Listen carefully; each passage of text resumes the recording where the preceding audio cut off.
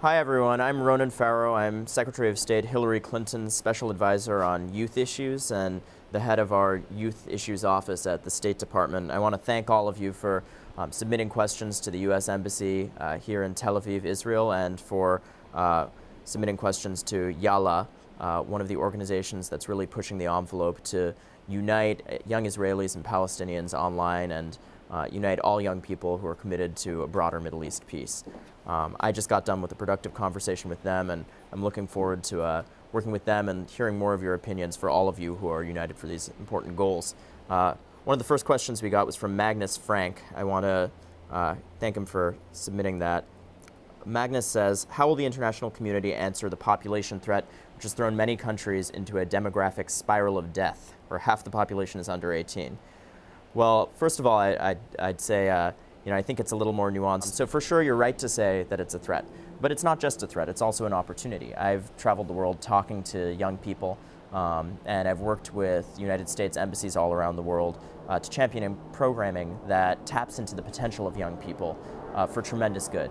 And certainly one of the lessons of the revolutions of the last year is that young people can be among the greatest champions for good governance and democracy, and can be skilled outmaneuverers of repressive regimes and an instrumental force in pressing for change in some cases where change is a welcome thing. The question is, can the passion that young people show in instigating revolutions, in upsetting the old order, be challenged into coherent, organized participation in long-term, lasting democratic institutions?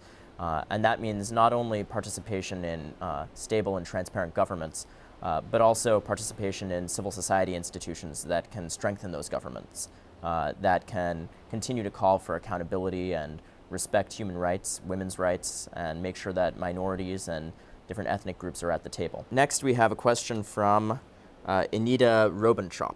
How about entrepreneurs, she says, which is a perfect jumping off point from what we just talked about. Entrepreneurship is a priority for the United States. As we surveyed the global landscape of young people facing some of those challenges I just talked about, being present in larger numbers than ever before, and often facing a reality where there just aren't enough jobs to support those numbers. One of the backbones of any solution, we realized, was going to be seeing young entrepreneurs who create the majority of new jobs in many parts of the world. Making sure that those entrepreneurs actually have the tools at their disposal and the access to capital to build those new jobs is a core part of the United States economic policy. Of course, our broader economic statecraft around the world is not targeted at youth. It's a policy that's geared towards building opportunities for people of all ages. But what we've acknowledged in the last year, as we've embarked on our first focused youth foreign policy, which Secretary Clinton will be rolling out in the coming days and which my office is focused on, is that young people are, in certain ways, hit uniquely hard by the economic downturn around the world, and that young people can be instrumental in very particular ways in solving that crisis that we all face. That's why young entrepreneurs are so important. That's why here in Tel Aviv and elsewhere, we've looked very closely at what programs we can start to create a ripe environment for those entrepreneurs to take their ideas and run with them. One of the programs that I've been really excited by here in Israel is a program that starts business incubators for young women who have business ideas. We have one such incubator in Akko, and that's turning out sustainable businesses that young women are starting that might not otherwise have had the chance to. So those are the stories that we want to see all over the world. And we really do believe that there can't be an economic recovery without a vibrant environment where those young entrepreneurs can flourish. Shlomit Samir, she says, hi Ronan, what does the U.S. do to promote issues of youth in areas of conflict? A very important question. When we looked at what young people were calling out for around the world, I mentioned that we focused in on the need for jobs and legitimate livelihoods to sustain ourselves and our families. But similarly, young people called out for dignity. They called out for a right to have voices in their own countries and to shape the future of their communities, their countries, and their regions. And we need to tap into that potential that young people can have if they're empowered to have those strong voices. I am so inspired to sit down with people like the leaders of the YaLa group here in Tel Aviv, who've united more than 50,000 young Israelis and Palestinians who are committed to a broader Middle East peace, for young people in regions that are riven by very difficult conflicts with genuine obstacles to resolving them, that they will be a part of the solution and a part of bridging those divides. Because from my conversations here and elsewhere, I think the fresh energy and new solutions are going to come from youth. And the final question today is, Mohammed Al-Farah says, what are the most important issues regarding Palestine and Israel at the current time?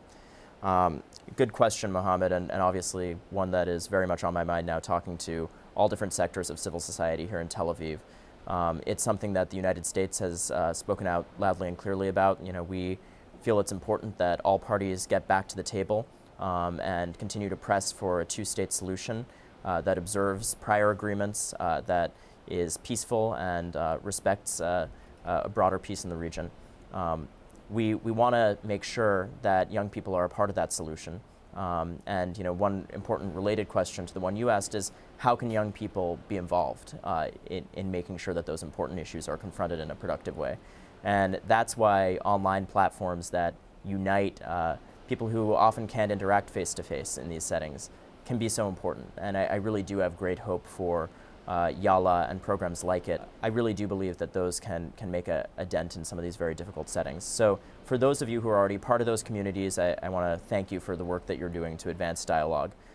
For those who are interested, I would recommend that you look into getting involved and seeing whether you can be a part of that conversation. And for everyone who's interested in following these issues, feel free to follow me on Twitter at Ronan Farrow. Here's my cynical plug for followers. And feel free to follow our U.S. Embassy Facebook page here in Tel Aviv. They've got some interesting initiatives in the pipeline that are bringing young people directly to the table. And it's a very cool team out here that I know wants to hear more from you. Thanks.